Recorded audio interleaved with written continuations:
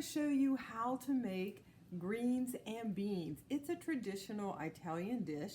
Normally it's made with escarole. However, today I'm using Swiss chard, and many times I use beet greens. I'm making half a cup of bouillon. I'm using the no chicken version. You could use vegetable, and of course I always like the better than bouillon flavors, and also the Knorr soft cubes. Wash your greens off real well, and you're going to use probably 2 to 3 cloves of garlic. This is a half of an elephant garlic, and I think that it's a little bit milder, so a half will be just about equal to maybe 2 or 3 regular. And this can be kind of rough chopped. I'm gonna just get this garlic over here so I can cut up the Swiss chard. Start with, I'm going to put all of the ends together, and I'm going to cut those off first. I'm using some of it, but these bottoms were all dried out, and I didn't think that they would make a good dish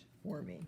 So the stem part you want to cut very small, and this would not be traditional in greens and beans, but I'm trying to use the whole vegetable, and I know if I cut these really small, they are delicious and they actually add to the dish. Now I'm gonna just pile all the greens up together so I can cut them together, putting them basically in the same direction. So now I'm slicing through them this way.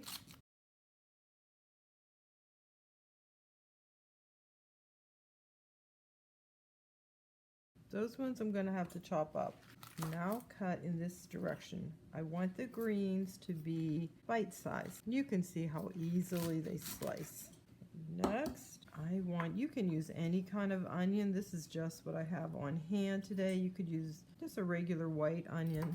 I'm wanting to end up with about a cup of onion. And it's okay if you keep the green in there because this is called greens and beans. Now it's time to go preheat a skillet and start cooking. And this I'm going to put in my compost pile. Okay, my skillet is preheated. I'm doing a water test, and you probably can't see it, but I have little balls of water jumping all over this skillet. That way I will be able to cook without oil. I'm starting with the onions first, and then I'll add the garlic next. But I want to get the onion going because it will take a little bit longer to cook than that garlic. This technique is called dry fry. You can see the onions are starting to brown. At this point, I'm going to add the garlic, and I'm also adding the Swiss chard. Stems, it's okay if you get a few leaves in there. Now, you might be able to see I'm getting a little bit of sticking on the pan, and you just add a tiny bit of water. And what that's doing is it's deglazing the pan. So the cooking process is continuing, and we want that flavor that's on the pan. All of this seems cooked to the amount that I want it cooked at, and it's time to add the greens themselves. You'll notice these are probably going to shrink down about half their current volume. To this, I'm adding that bouillon. It was only a half of a cup, and I want all of this to simmer. It's probably just going to take about 5 minutes. I want them to be tender. Been a few minutes. I am tasting the greens.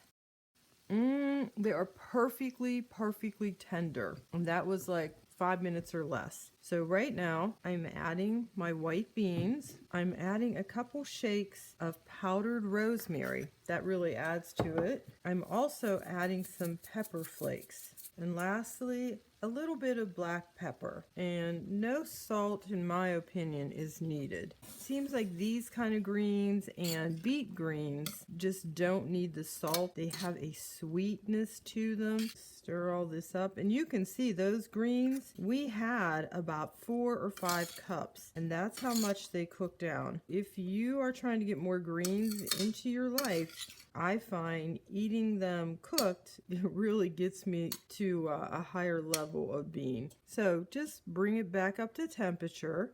I'm lightly toasting some pine nuts just to garnish with, and then I'm going to sprinkle them with some garlic salt. Now traditionally this would be topped with Parmesan cheese, but I'm putting some toasted pine nuts on it. And I'm also giving just a few sprinkles of homemade breadcrumbs. Now this dish is ready to serve. It makes about 3 cups, so depending on your appetite, it could be a single serving, or you could use it as a side dish. This is another delicious wintry dish. I'm getting a little bit of everything. Come back next week for another wonderful dish. Have a good week.